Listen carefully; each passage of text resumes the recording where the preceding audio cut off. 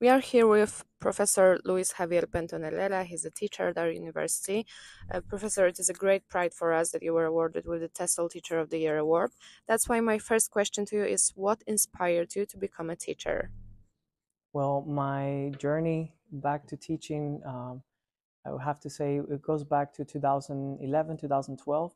I was actually working at a nonprofit organization, and then I realized that that was not my um, passion. So I wanted to start volunteering in the community. And when I started volunteering, one day I was asked to teach a course, a class for newcomers, for immigrants. And the moment I taught that class, I realized that that was my passion. So that's when I started teaching. The rest is history. That's a great story. Could you tell us, can anyone learn English, or is it ever too late to learn a new language? It is never too late to learn a language.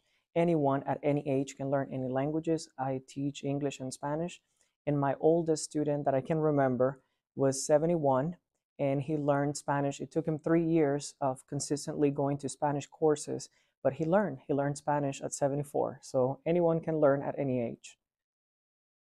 Well, that's great news for me. That's why I'm smiling. My next question to you is, are there any differences in quality and speed of learning when being taught by a foreigner or a compatriot? I'm asking this question because I know you're from Cuba and I know you teach English to people of many nationalities, Azerbaijani, Polish people, Ukrainian people. Are there any differences? Well, really, when it comes to learning and teaching, I think that the most important element is to have a very respectful relationship, really a relationship between students and teachers that everybody feels comfortable when learning and teaching. So it really doesn't matter what languages you know, as long as you can connect with the teacher and the student. I don't think it makes a difference whether you speak the students' languages or students speak their teachers' languages. It doesn't matter at the end of the day. It's just how they connect with each other. Okay, well, that leads me to my next question. Does it matter if the teacher is a native speaker? Not at all. And that's something that in the field we have been struggling with. And when I say the field, I said the English language teaching field. We've been talking a lot about native speakers, what they bring to the table versus non native speakers. At the end of the day, it doesn't really matter. What really matters is the teacher's ability to connect with students. If students feel motivated, that's the single most important element to learning a language. So at the end of the day, whether you're a native speaker or not, it does not matter. Okay. Going back to your experience, could you tell us the most challenging situation you faced as a teacher?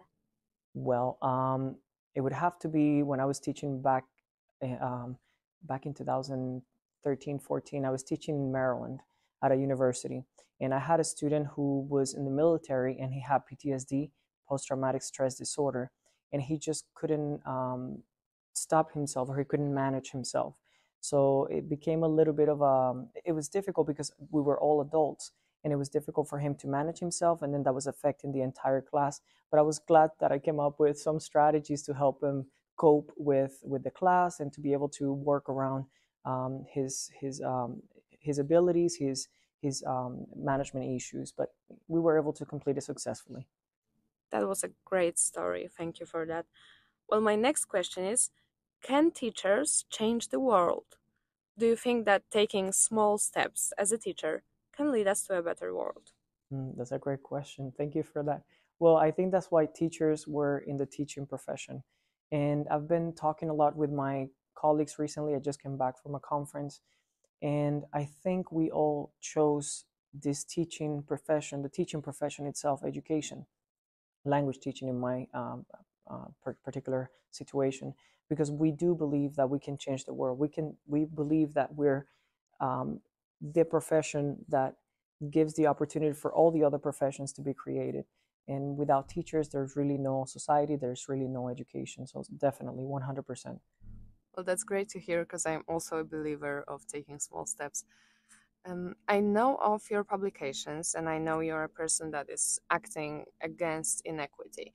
That's why my next question is, why did you choose to stay in teaching instead of in another field that is addressing inequity? Thank you for that question. I think everybody can do what they can do in their space. So in my space is education, and I think education, specifically education, It's the best and biggest platform that we can use to change the world, going back to that question, but also to fight inequity in our spaces. So inequity in education means inequity in society. Society and education are always interconnected.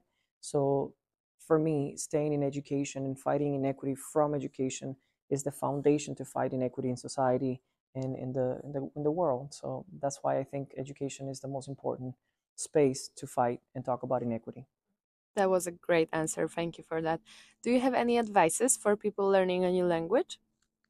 Yes, and any languages, really English or any languages, stay motivated. Find something that you can connect to with that language, with that culture, to keep yourself motivated. We've learned again and again, and research keeps coming with very strong evidence that motivation is the single most important element when it comes to learning languages. So if we keep ourselves motivated as language learners, and I'm saying this even to myself as a learner of different languages, I'm also learning Polish as we speak. So, we have to find ways every day to give ourselves motivation and to congratulate ourselves on everything that we're doing with language learning. It is a difficult task, but it's not impossible. So just keep yourself motivated every single day, and then you'll keep moving forward. Okay, and last but not least, any advices for aspiring teachers? Be patient with yourself and with students always. And I think when we are new teachers, and I'm talking from my experience, but also from experience from colleagues, I think when we're new teachers, we are so full of energy and we just want to get into the classroom and start teaching and we want to see our students improving. But we have to be patient. We have to be patient with students. We have to be patient with ourselves as well because we're going to burn ourselves out. So just be patient with yourself, be patient with students. Patience is the most important thing in teaching. Thank you very much. Thank you. Thank you for the interview and for the questions.